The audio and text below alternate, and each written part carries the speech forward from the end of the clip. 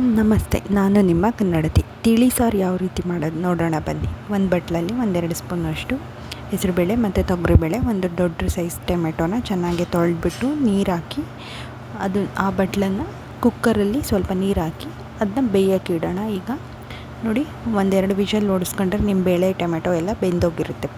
ದಿಢೀರಾಗಿ ಮಾಡ್ಬೋದು, ಸಾರಿಗೇನೂ ಇಲ್ಲ ಅಂತ ಯೋಚನೆ ಮಾಡಬೇಡಿ. ಒಬ್ರೊಬ್ರಿಗೆ ನೆಗಡಿ ಕೆಮ್ಮು ಆಗಿರುತ್ತಲ್ಲ, ಅವ್ರಿಗೆಲ್ಲ ತುಂಬ ಒಳ್ಳೆಯದು.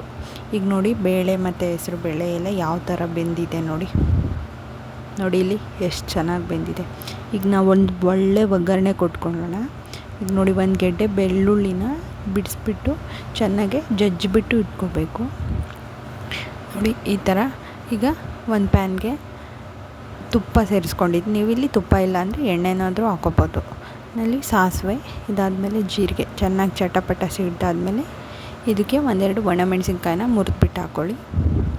ಇದಾದಮೇಲೆ ಇಲ್ಲಿ ಒಂದು ಸ್ವಲ್ಪ ಇಂಗು ಸೇರಿಸ್ಕೊತಾ ಇದ್ದೀನಿ. ನೀವು ಕಾಳುಮೆಣಸು ಮತ್ತು ಜೀರಿಗೆನ ಹುರಿದ್ಬಿಟ್ಟು ಪೌಡರ್ ಮಾಡಿ ಹಾಕ್ಬೋದು. ನಾನಿಲ್ಲಿ ಕಾಳುಮೆಣಸು ಜೀರಿಗೆ ಹುರಿದು ಪೌಡರ್ ಮಾಡಿ ಇಟ್ಕೊಂಡಿರ್ತೀನಿ, ಅದನ್ನು ಹಾಕ್ತಾಯಿದ್ದೀನಿ. 1 ಸ್ಪೂನ್ ಕಾಳುಮೆಣಸಿನ ಪೌಡರ್ ಮತ್ತು 1 ಸ್ಪೂನ್ ಜೀರಾ ಪೌಡರ್, ಅದಾದಮೇಲೆ ಕರ್ಬೇವಿನ ಸೊಪ್ಪು, ಅದಾದಮೇಲೆ ಜಜ್ಜಿದ ಬೆಳ್ಳುಳ್ಳಿನ ಹಾಕ್ಕೊಂಡು ಚೆನ್ನಾಗಿ ಫ್ರೈ ಮಾಡ್ತಾಯಿದ್ದೀನಿ. ನೋಡಿಲಿ ಚೆನ್ನಾಗಿ ಫ್ರೈ ಮಾಡ್ಕೋಬೇಕು.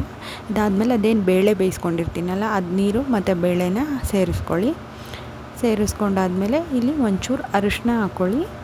ಅರಿಶಿನ ಹಾಕ್ಕೊಂಡು ಇಲ್ಲಿ ಟೊಮೆಟೊ ಇರುತ್ತಲ್ಲ, ಅದನ್ನು ಮಿಕ್ಸಿಗೆ ಬೇಕಾದರೂ ಹಾಕೋಬೋದು ನೀವು. ಅದಾದಮೇಲೆ ಚಿಕ್ಕದಾಗಿ ಕಟ್ ಮಾಡಿ ಬೇಳೆ ಬೇಯಿಸೋಕೆ ಇಟ್ಕೊತೀರಲ್ಲ, ಆವಾಗ ಬೇಕಾದ್ರೂ ಹಾಕ್ಬೋದು. ನಾನಿಲ್ಲಿ ರುಚಿಗೆ ತಕ್ಕಷ್ಟು ಉಪ್ಪು ಹಾಕಿ ಚೆನ್ನಾಗಿ ಸ್ಮ್ಯಾಶ್ ಮಾಡಿ ಆ ಟೊಮೆಟೊ ಪೇಸ್ಟ್ನ ಇದಕ್ಕೆ ಸೇರಿಸ್ಕೊತಾ ಇದ್ದೀನಿ. ನೋಡಿ, ಇದೇ ಜಾಗದಲ್ಲಿ ನೀವು ಒಂದು 4-5 ಟೊಮೆಟೊ ಸೇರಿಸ್ಬಿಟ್ಟು ಬೇಳೆ ಹಾಕಬಾರ್ದು. ಇದೇ ಥರ ಸೇಮ್ ಮೆಥಡಲ್ಲಿ ನೀವು ಮಾಡಿದ್ರೆ ಅದೇ ರಸಮ್ ಆಗುತ್ತೆ. ನಾನು ಅದನ್ನು ನೆಕ್ಸ್ಟ್ ವೀಡಿಯೋದಲ್ಲಿ ನನ್ನ ರಸಮನ್ನು ತೋರಿಸ್ತೀನಿ. ಲಾಸ್ಟಲ್ಲಿ 1 ಸ್ಪೂನು ಸಕ್ಕರೆ ಮತ್ತು ಒಂಚೂರು ಹುಣಸೆಹಣ್ಣು ಕಿವುಚ್ಬಿಟ್ಟು ಹುಣಸೆಹಣ್ಣಿಂದು ರಸನ ಹಾಕ್ಕೊಳ್ಳಿ. ನೋಡಿ ಹಿಂಗೆ ಸೇರಿಸ್ಕೊಳ್ಳಿ. ಇದಾದಮೇಲೆ ಚೆನ್ನಾಗಿ ಒಂದು 5-10 ನಿಮಿಷ ಕುದಿಸ್ಕೊಂಡ್ಬಿಟ್ಟು ಲಾಸ್ಟಲ್ಲಿ ಒಂಚೂರು ಕೊತ್ತಂಬರಿ ಸೊಪ್ಪು ಹಾಕಿದ್ರೆ ರಸಮ್ ರೆಡಿ ಆಗುತ್ತೆ. ಇದೇ ಥರ ಒಳ್ಳೊಳ್ಳೆ ರೆಸಿಪೀಸ್ಗಾಗಿ ನಮ್ಮ ಚಾನಲ್ನ ಸಬ್ಸ್ಕ್ರೈಬ್ ಮಾಡಿ, ಲೈಕ್ ಮಾಡಿ, ಶೇರ್ ಮಾಡಿ, ಕಮೆಂಟ್ ಮಾಡಿ. ನೋಡಿ, ಬಿಸಿ ಅನ್ನಕ್ಕೆ ಹಾಕೊಂಡು ತಿಂತಾಯಿದ್ರೆ ಸೂಪರಾಗಿರುತ್ತೆ. Thank you for watching.